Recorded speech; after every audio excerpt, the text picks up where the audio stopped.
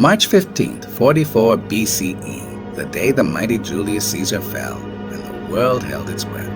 In the marble halls of Rome, steel tore through flesh, and with it the fragile thread of a republic. The city that once ruled the world suddenly trembled, uncertain, terrified, because when a man of power dies, it is never just the man who falls, it is the world around him that shakes to its very core. The Ides of March, a date etched into history with fire and blood. It was not just another day in the heart of Rome, it was the day the unthinkable happened, the day the walls of power themselves seemed to tremble. The city, usually bustling with merchants, soldiers, and senators, held its breath in a silence heavy with anticipation, though few could have known what was about to unfold. Julius Caesar, the man who had bent Rome to his will, who had conquered lands, hearts, and minds, walked into the theater of Pompeii, expecting perhaps the routine of governance, the formalities of a Senate session. But destiny had other plans. As Caesar entered the chamber, the conspirators waited like shadows in the corners of history. Brutus, Cassius, and the men who had once called him friend now carried daggers not just of steel, but of betrayal. And when the first blade struck, the echo was deafening, not just in the halls of the Senate, but in the very soul of Rome itself. Shock rippled through the assembly, disbelief frozen on faces that had once smiled in camaraderie. And in that instant, the certainty of the world crumbled. The streets of Rome, normally alive with the rhythm of commerce and chatter, fell into a state of stunned paralysis. News traveled faster than horses, faster than messengers, faster than reason itself. The people of the city, accustomed to the unwavering authority of Caesar, could scarcely comprehend that their leader, their protector, their symbol of Rome's glory, was gone. Some wept openly, others stood frozen as if the world itself had paused in grief. And yet, in the shadows, the conspirators thought they had restored balance, that by killing a man they had freed a republic. How little they understood the chaos they had unleashed. Power, once concentrated in the hands of one, evaporates like mist when the man holding it falls. Rome, a city of order and structure, now teetered on the edge of anarchy. Senators whispered in frightened corridors. Alliances dissolved in the blink of an eye, and the streets became a chessboard on which the fate of an empire would be decided. Caesar's death was not an end, it was a spark. And history is rarely kind to sparks that ignite in the halls of ambition. Even those who had plotted his demise found themselves trapped in the whirlwind they had created. Brutus, the man whose name was meant to symbolize honor, felt the weight of 1,000 eyes upon him, eyes full of accusation, fear, and resentment. Cassius, ever the schemer, realized that in attempting to kill a king, he had unleashed forces far beyond his control. The Ides of March had changed Rome, yes, but it had changed the world. And the echoes of that day would be heard not just in whispers of the Senate or cries of the Roman populace, but across time itself. Because when a man of such magnitude falls, when betrayal pierces the heart of power, history does not pause to mourn.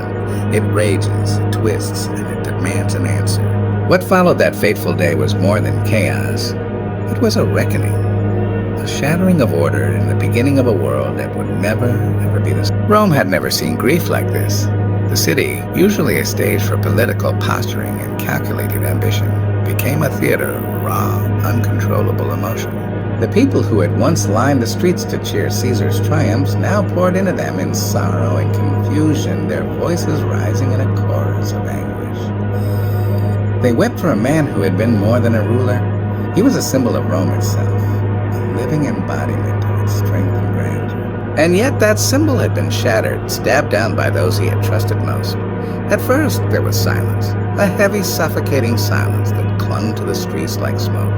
But silence has a way of giving birth to chaos. And so, as the city stirred, rumors spread like wildfire. Whispers became shouts.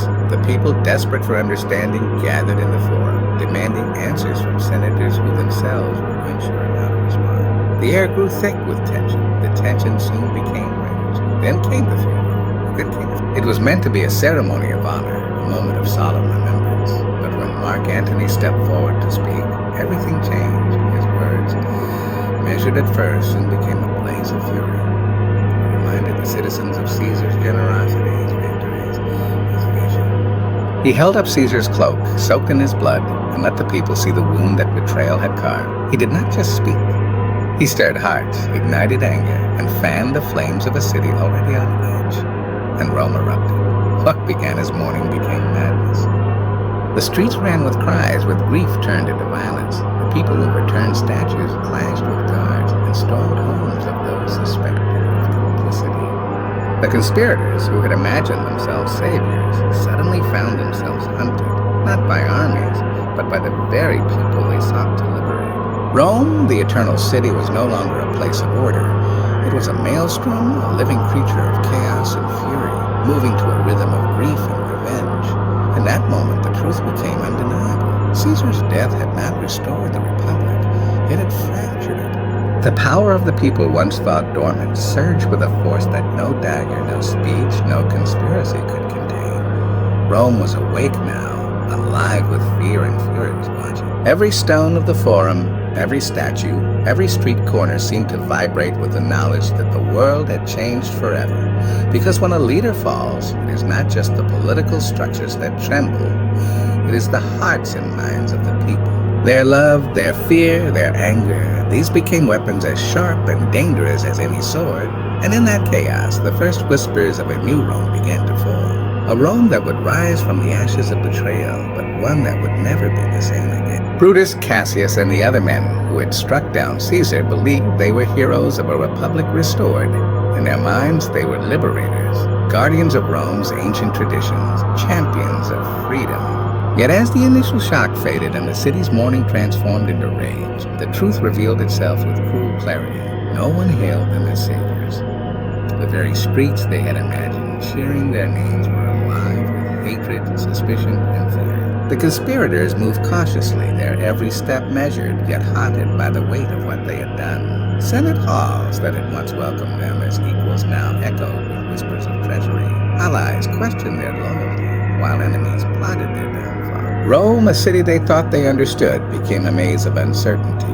Every conversation, every glance, every gesture carried hidden meaning.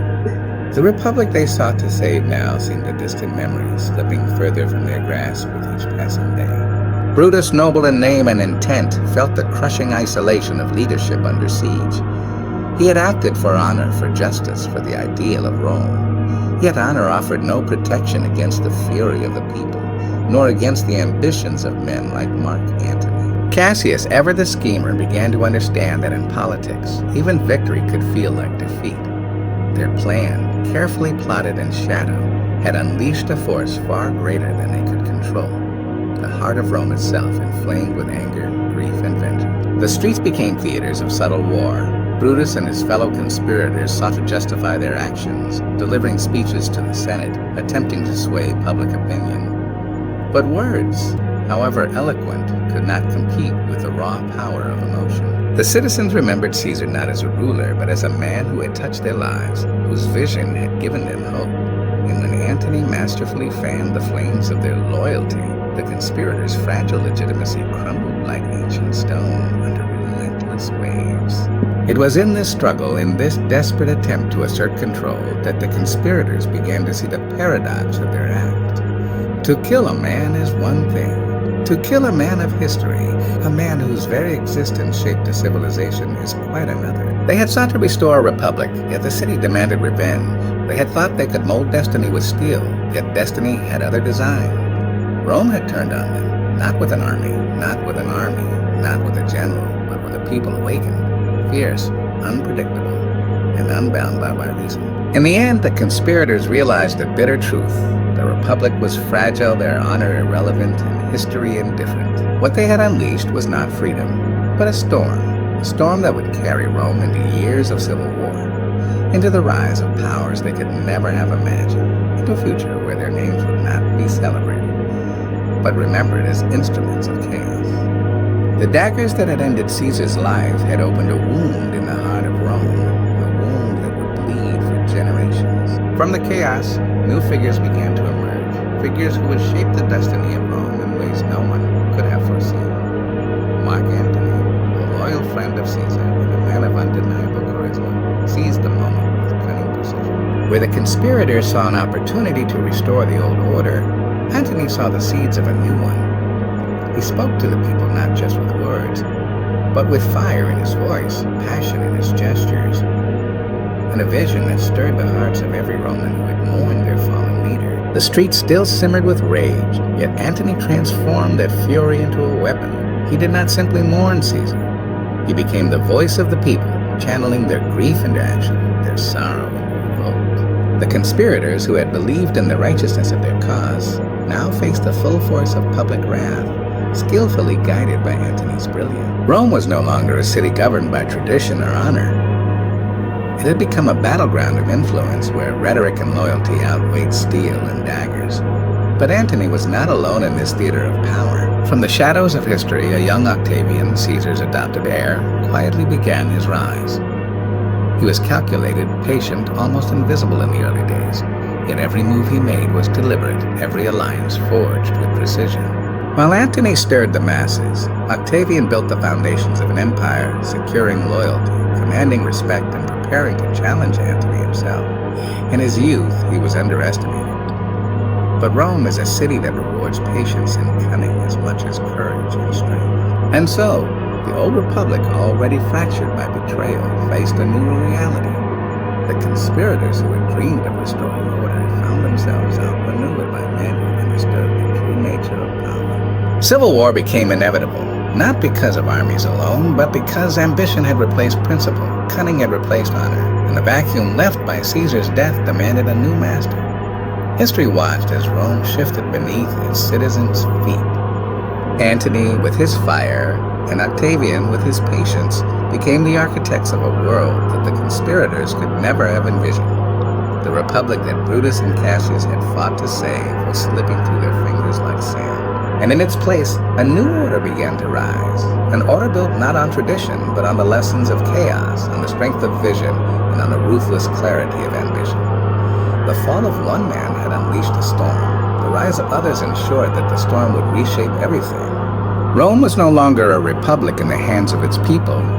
It was a prize, a stage, and a crucible in which new emperors would be forged. And in the echoes of that transformation, the world would witness the birth of Imperial Rome, a civilization born of blood, betrayal, and brilliance, destined to leave its mark on history forever. Caesar's death was not a story contained within the walls of Rome.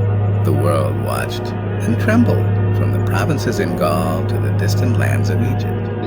From the merchants of Hispania to the generals along the Danube, the news of his assassination spread like wildfire. Allies who had once bowed to his authority now wondered if Rome itself would endure. Enemies who had once feared the might of a single man now smelled opportunity in the uncertainty, plotting and maneuvering in the shadows. History, it seemed, had tilted on its axis. The shockwaves were felt not only in politics, but in the hearts and minds of people everywhere. Rome had been a symbol of stability, a center of power whose influence reached across seas and continents.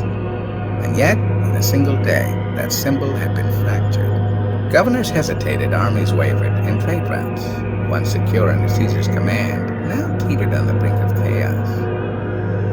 The assassination of one man had created ripples that would shape diplomacy, warfare, and loyalty for years to come. Yet it was not just fear and uncertainty that spread. Inspiration traveled alongside it. Some saw in Caesar's death a cautionary tale of unchecked ambition, a reminder that no man, however mighty, was untouchable.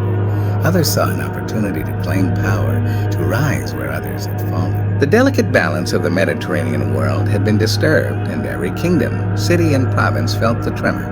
The fall of Caesar was not merely a Roman tragedy. It was a turning point in the history of the world.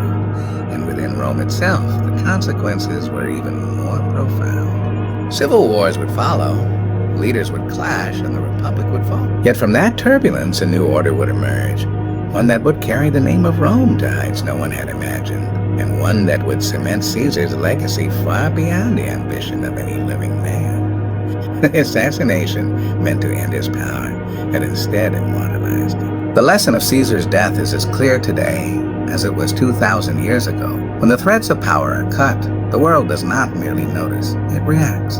Empires tremble, histories rewrite themselves, and the lives of millions shift in ways no single person could predict. The Ides of March was more than a date. It was a signal to the world that even the mightiest can fall. And yet, from that fall, the world itself can be reshaped.